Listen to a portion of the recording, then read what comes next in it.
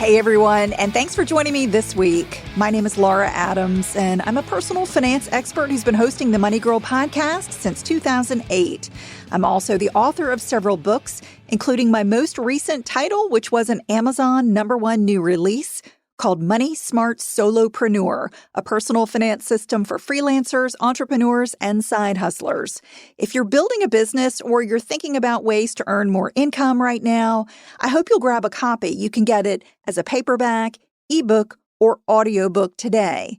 And if you're on social media and you want to connect, I would love that. I'm on Twitter at Laura Adams, LauraAdams, and on Instagram at Laura D. Adams. And at lauradadams.com, you'll find my personal website where you can use my contact page and learn more about my work, books, and money courses. The mission for this show is to help you get the knowledge and motivation to prioritize your finances, build wealth, and have more security and less stress. Every show is designed to make sure you come away with practical advice and tips to help you make better money decisions today and to take your financial life to the next level.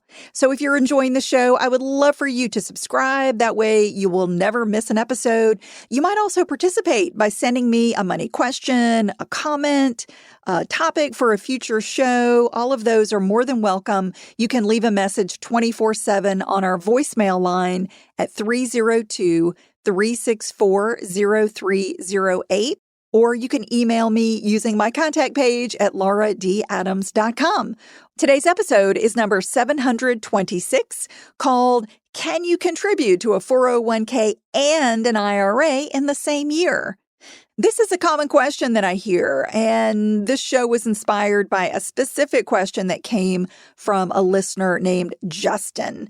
And this is actually a question that came in quite a long time ago, but I realized that it hadn't been updated in some time for the current year information and IRS rules. So we're going to cover this topic with current information, and I hope it will help you understand whether doing multiple retirement accounts in the same year is a good idea or not.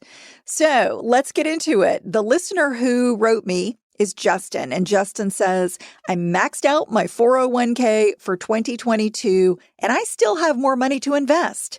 Can I also max out an IRA? And if so, would the contribution also be tax deductible? Justin, thank you for this question, and congratulations on being a really good saver. It's fantastic when you can max out a retirement account and you've still got more money. So I'm going to answer your question in this podcast by reviewing the retirement account contribution rules and some pitfalls to avoid. So I hope you'll stay with me. All right, if this question has been plaguing you, or maybe I've prompted you to begin thinking about it, the short answer to the question is yes, you can contribute to a workplace retirement plan and an IRA, which stands for Individual Retirement Account, in the same year. However, having an extra retirement account changes the tax rules and the benefits you receive in some cases. So that's the tricky part. So I want you to keep listening to learn how to take advantage of multiple retirement accounts in the same year while understanding, all the limitations that may come with it. So first, let's touch on why you would want more than one retirement account in the first place. The primary benefits are saving more for retirement. If you've got more than one account, that means you can actually save more money and reducing your current or your future tax liability. Every single retirement account comes with tax benefits, and they work a little bit differently, and we're going to cover that here. So those are extremely powerful reasons to leverage multiple retirement accounts when you can. And that's why I'm such a big fan of using tax advantage retirement accounts. They really are a win-win. They help you save more and they help you cut your tax liability, and that can help you build more wealth. So let's talk about how much you can contribute to retirement accounts. Justin mentioned that he's already maxed out his plan at work. For 2022, workplace retirement plans, and that includes not only a 401k, but something called a 403b that you might have if you work for a nonprofit or a church or a hospital. They work very much like a 401k. They might have a few little differences here and there, but for the most part, they're going to be the same. Both of them allow you to contribute up to $20,500 or up to $27,000 if you're over age 50.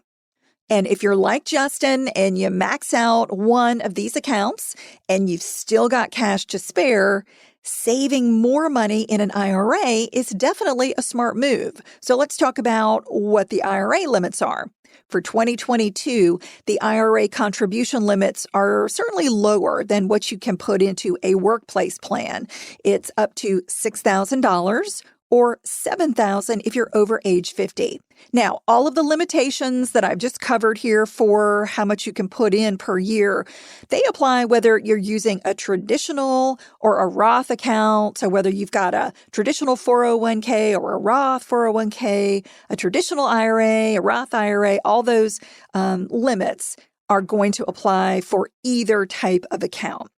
So let's touch now on what is the difference between traditional and Roth retirement accounts. Let me give you a primer on the differences. With any traditional account, again, that could be a traditional 401k or a traditional IRA, you must make pre-tax contributions. And that gives you a really nice tax deduction in the year that you make those contributions. What happens is you're earning money that you put in the account that you get to skip paying income tax on.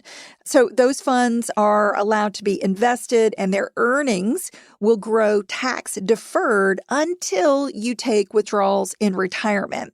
So the contributions and the growth will get taxed eventually when you take the money out in retirement, but you get a really nice tax break in the current year. And if you're somebody who, has a lot of income and you're looking at a, pretty big tax bill each year, having that upfront tax deduction can significantly cut your tax bill or, even increase the refund that you receive. Now, if you want to tap a traditional retirement account before age 59 and a half, that's the official retirement age. In that case, you do have to pay a 10% early withdrawal penalty plus income tax on any untaxed portions that you take out. Therefore, you should only put money into a traditional retirement account that you will not need to spend until retirement. The penalty for taking it out and paying the taxes, it's just too high. Now, let's switch gears and talk about a Roth account. That could be a Roth 401k. Most workplace plans do offer a Roth. It could be a Roth IRA. With those plans, you can only make after-tax contributions, which do not give you any tax benefit in the current year. However, the massive upside of using a Roth is that when you take withdrawals of both your contributions and your earnings in the account, you get them tax-free in retirement as long as you've owned the account for 5 years. So think about that. If you're investing right now, and let's say you've got decades of really nice account growth in a Roth account, it never gets taxed. That could be an incredible tax savings. You can even withdraw your original contributions before retirement without owing taxes or that 10% early withdrawal penalty that I mentioned. That's because you've already paid tax on Roth contributions. Now, you haven't paid tax on the earnings in the account. So those would be taxed and you would have a penalty if you took those out early. That means a Roth gives you some flexibility that's not offered by other types of retirement plans. So to sum up, the main difference between a traditional and a Roth account is how and when you've got to pay taxes on the money you put in the account. A traditional retirement account helps you cut your current income tax bill on those contributions, and a Roth allows you to avoid all future income tax on the contributions and earnings in the account. And if you want to learn a little bit more about this, if you're wondering, what's best for me, a traditional or Roth, I would encourage you to go back to podcast number 688 called Should I Get a Traditional or Roth IRA? And some of the concepts in there will also apply to choosing a traditional or Roth account at work. Okay, so now that you understand the retirement account contribution limits and the main differences between traditional and Roth accounts, let's cover the downside of contributing to a workplace plan and an individual retirement account in the same year, which is what Justin asked about. So let's suppose that you, or even a spouse, if you have one, participate in a retirement plan at work. In that case, your tax deduction for traditional IRA contributions may be reduced. They may even be eliminated, depending on your modified adjusted gross income, or MAGI for short, as follows for 2022. So it all depends on how much money you earn, or your MAGI. If you're a single taxpayer, you can take a full deduction on your traditional IRA contributions when your MAGI is up to $68,000. Now, if you are between 68 and 78, you get a reduced or a partial deduction for those contributions. But if your income is at or above $78,000, you get no tax deduction at all as a single person with a traditional IRA and a workplace plan. So that's the issue. If Justin earns more than that amount, his contributions would not be tax deductible for the traditional IRA.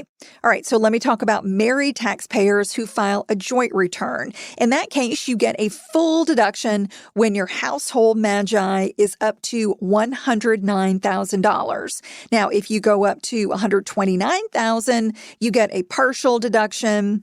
And if your income is $129,000 or above, you get no deduction for your traditional IRA contributions when you've also got a workplace plan.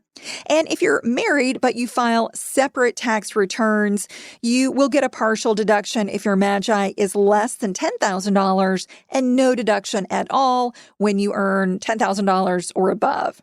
So again, if Justin is a single taxpayer with an income that's less than $68,000, he could get a full deduction for his traditional IRA contributions. But if he earns more than $78,000, he's out of luck. Now, if Justin is a married guy who files taxes with a spouse, he's unable to claim a deduction if their household income tops $129,000. In other words, if your income is below these thresholds for your tax filing status and you want an additional tax deduction for the year, then contributing to both a traditional workplace plan and a traditional IRA is a great option. You're going to get that deduction. But here's another situation that only affects married people. Let's say that Justin's spouse works for a small company that does not offer a retirement plan. Because Justin is covered by a 401k at work, that limits how much the spouse can deduct on their traditional IRA based on their household income. So if you are not covered by a retirement plan at work, but your spouse is, here are the rules for 2022. If you're married filing taxes jointly, you get a full deduction on your traditional IRA contributions when your household MAGI is up to $204,000, and you get a partial deduction if you go up to $214,000. But you receive no deduction at all when your income is above $214,000. Again, this is when you do not have a retirement plan at work, but your spouse does. And if you're married filing separate returns, you get a partial deduction when your MAGI is less than $10,000, but no deduction when your income is at or above $10,000. So I know that's a lot of numbers sort of thrown at you at once. I would encourage you to listen to this podcast again if you really want to, absorb this information, because the numbers change from year to year. So again, these are the numbers for 2022. They may change slightly in future years. So let's talk about deductible and non-deductible retirement account contributions. What happens if you've got a workplace retirement plan and your income is above the threshold to qualify for a deduction with a traditional IRA? You may be wondering, if you should still use one. What's the point of contributing to a traditional IRA when it won't come with a full tax deduction for me? Well, making non-deductible contributions to a traditional IRA still allows you to defer tax on the investment growth until you take withdrawals in retirement, and that's an excellent benefit. The downside to having a traditional IRA that contains deductible and non-deductible contributions is that the record keeping can get tricky. If you or your IRA custodian don't keep these contributions straight, what can happen is you could pay tax twice on those same funds in retirement. You may forget that you already paid tax on the non-deductible contributions, and then when you take them out in retirement, pay tax on them again, which is something you do not want to do.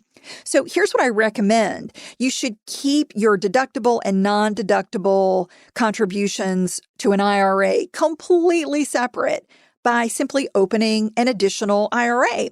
And just put your non-deductible contributions in that separate account. You can have as many IRA accounts as you want, as long as you don't exceed the contribution rules for those accounts. And as I mentioned, it's up to $6,000 a year or $7,000 if you're over age 50. So having separate IRA accounts, if you're going to make non-deductible contributions, can really help you prevent any confusion about which funds have already been taxed and which haven't. Another thing to remember is that to help with record keeping, the IRS requires that you file Form 8606, called non-deductible IRAs, when you make non-deductible contributions to a traditional IRA. So that form is designed to help keep you more organized so that double taxation issue doesn't happen. All right, now that we have talked about who can and maybe who can't get the maximum benefit from a traditional IRA when you also have a workplace plan, let's talk about whether a Roth IRA might be a good option for you. Let's talk about who qualifies for that type of account. So if your income is too high to qualify for deductible traditional IRA contributions when you've got a workplace plan, you might consider a Roth IRA instead. Now, Roth contributions are not deductible, meaning you've got to pay them on an after-tax basis. They never give you any type of benefit in the current year, and that means that there is never a conflict to having one in addition to a traditional or even a Roth workplace account. So they're a great option if you are not going to get the benefit of the traditional IRA. However, there's a big catch to having a Roth IRA for high earners. If you earn over an annual threshold, you are not allowed to make Roth IRA contributions for that year. So let me go over the Roth IRA income limits for 2022. If you're a single taxpayer, you cannot contribute to a Roth IRA when your MAGI, remember that's your modified adjusted gross income, is at or above $144,000. If you're married and you file a joint tax return, you get locked out of a Roth IRA when your household MAGI is $214,000 or above. And if you're married filing separate returns, you can't use a Roth IRA when your MAGI is $10,000 or above. So getting back to Justin's question about whether maxing out a traditional IRA would be tax deductible, the answer is it depends on your tax filing status and your income. So Justin, if you're single and you're earning about $68,000 or less, you can have a 401k and get the full tax deduction from traditional IRA contributions. So you can, max out both of those accounts. Or if you're filing a joint return and you earn about $109,000 or less, you can get the full tax benefit of both accounts.